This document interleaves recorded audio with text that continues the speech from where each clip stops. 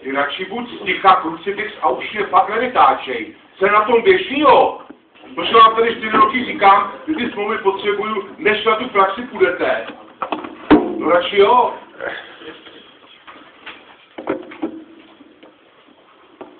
Vy aspoň zavolala, nedala jsem vám jí, jo. Tak jí řeknu taky dovést, nebo něco takového to řeší a vám se na to normálně vyprdne.